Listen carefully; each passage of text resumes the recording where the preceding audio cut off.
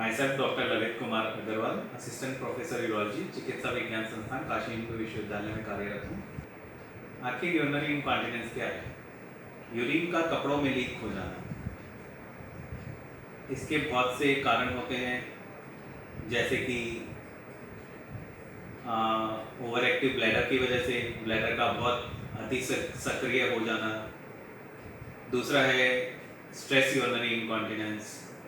उसमें पेशेंट को कफ करने पे, स्नीजिंग पे, लाफिंग पे या फिर कोई एक्सरसाइज करने पे कुछ अमाउंट ऑफ यूरिन कपड़ों में निकल जाता है।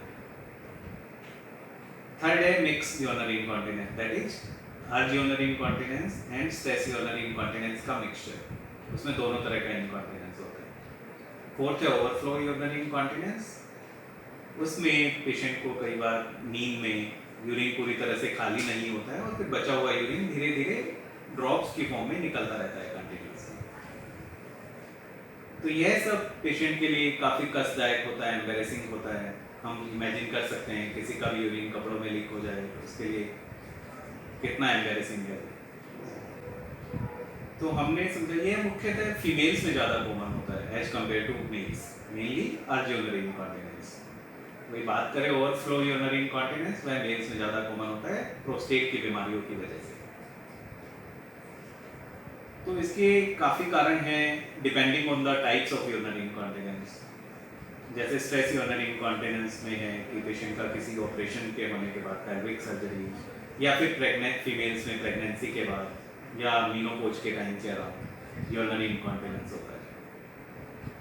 या फिर ओवरफ्लो यूरिनरी इनकॉन्टिनेंस है, ब्लैडर या यूरिन में कहीं भी रुकावट है, जैसे यूरेथ्रल स्ट्रक्चर है या प्रोस्टेट की बीमारी है, उसकी वजह से कई बार यूरिनरी इनकॉन्टिनेंस है।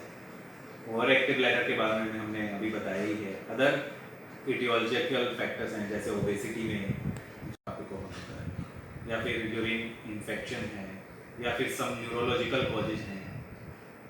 तो आखिर हमें जब पेशेंट यूरिनरी इनकॉन्टिनेंस लेके डॉक्टर के सामने आता है तो हम कुछ टेस्ट करते हैं यूरिन से संबंधित, कुछ ब्लड टेस्ट, और फिर अल्ट्रासाउंड करते हैं। अल्ट्रासाउंड में किडनीज को देखते हैं, ब्लैडर को देखते हैं और उनका पीवीआर देखते हैं, post word residual amount of urine, आखिर कितना यूरिन ब्लैडर में रह जाता है। ये सब करने के बाद अगर इफ रिक्वायर होता है तो हम सिस्टोस्कोपी या यूरोडायनेमिक स्टडी या फिर आरजीएमसी वगैरह करते हैं।